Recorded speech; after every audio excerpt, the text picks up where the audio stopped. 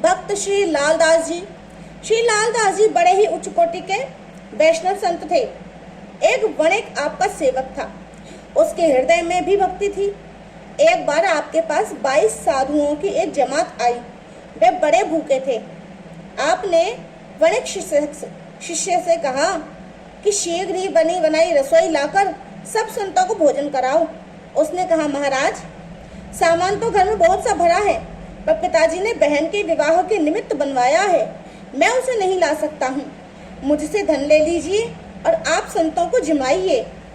आपने कहा, नहीं, तुम घर जाओ, तुम्हारे पिता इस समय घर पर नहीं हैं, वे किसी काम से दूसरे गांव गए हैं। संतों को जिमाने में सामान घटेगा नहीं, जितना लाओगे उतना ही बढ़ जाएगा। आज्ञा मानकर सेवक झट घर गया।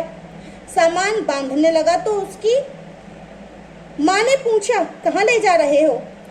इसने उत्तर दिया कि कुछ सामान उठाकर सुरक्षित स्थान पर पहुंचा रहा हूँ, यहाँ से तो सब खर्च हो जाएगा। ऐसा कहकर उसने सामान लाकर संतों को खूब भोजन कराया। संतों ने प्रसन्न होकर आशीर्वाद दिया। श्री लालदास जी के कथन अनुसार सामान ज्यों का त्यों ही रहा। उसके पिता ने यह रहस्य नहीं जाना। पीछे से इस चमत्कार का पता पड़ा तो सभी को संत सेवा में विश्वास हो गया। श्री लालदास जी की कीर्ति चारों ओर फैल गई। एक बार एक अत्यंत निर्धन ब्राह्मण अपने पुत्र और स्त्री के सहित श्री लालदास जी के पास आया और रोकर बोला कि मेरी दरिद्रता दूर करो, मैं भूखों में रहा हूँ। आपने कहा, मेरी बात मानो तो मैं तुम्हें एक उपाय बताऊं। ब्राह्मण ने कहा, बताओ महाराज।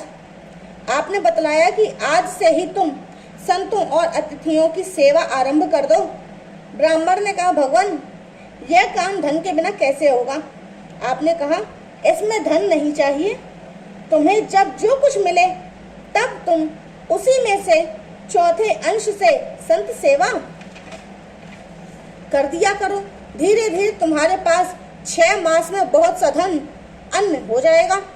संत के वचन में विश्वास करके वह भिक्षा के द्वारा संत सेवा करने लगा कि कालांतर में संत सेवा के प्रताप से वह धनी मानी हो गया। एक बार उसने घर की गिरी दीवार खोदी, उसमें बहुत सा धन मिला। उसने श्री लालदास जी के चरणों में बहुत सा धन भेंट किया, उससे विशाल भंडारा हुआ।